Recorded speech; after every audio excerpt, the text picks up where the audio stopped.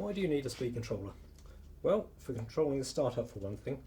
Here's what happens if you just throw a switch. We've seen motors that have torn themselves free from their mounts and stripped gear teeth due to the extremely high torque that electric motors can generate. The speed controller will allow you to have smooth control over the acceleration and deceleration of your motor, like this. In the 1930s, speed controllers used to look like this. They used big resistors to reduce the power going to the motor.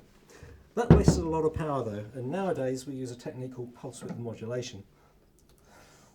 We use special transistors called MOSFETs, and we switch these on and off at around 20,000 times a second. This controller here, which is our Porter model, can actually handle the same power as this one from the 1930s.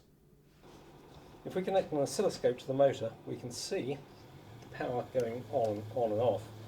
At low speed we have very short on pulses, and at high speed we have much longer on pulses. At half speed we can see that the on and off times are about equal.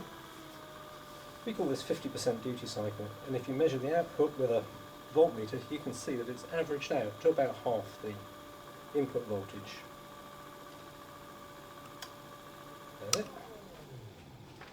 If you just want to control small motors, say around 20 amps, then we can do that with just two MOSFETs, as in this Porter 5 controller.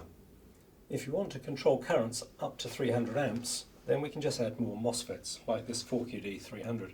This has 24 MOSFETs in it. The other important component in a controller is the main capacitor. These help the controller fill in the gaps in the on and off switching. If you don't have enough of these, then they can overheat and fail. They also get hot if your battery leads are too long or too thin.